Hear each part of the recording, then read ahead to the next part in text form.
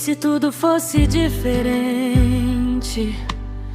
E se eu tivesse ido por outro caminho? Será que o mar seria o mesmo? Será que eu ainda seria eu? E se eu tivesse ficado calado quando o mundo gritou? Será que alguém teria me escutado? O mar me engoliu e acabou. Tantas palavras presas na corrente, tantos sonhos deixados na mente. E se a dor fosse só um lembrete de que eu ainda sinto mesmo sem sorte? Já vi sorrisos virarem feridas, já vi promessas virarem corte. E se o tempo voltasse, será que eu mudava algo em mim? Ou o destino me traria pro mesmo fim? E se o vento levasse tudo que vivi, será que eu ainda teria força pra sorrir?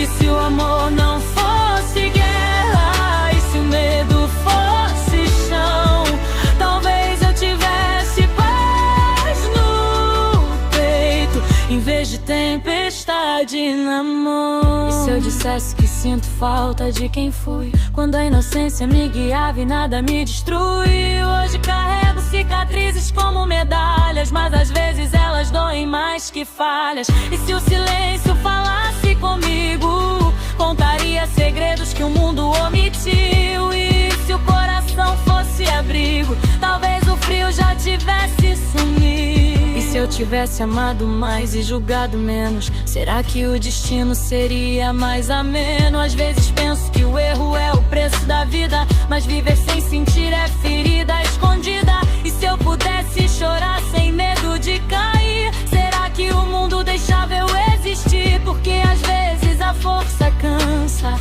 e o silêncio é a única dança. E se amanhã for o dia certo pra eu voltar e consertar o que deixei aberto? E se o perdão for só um olhar sincero, então talvez o passado já seja leve, não mais severo.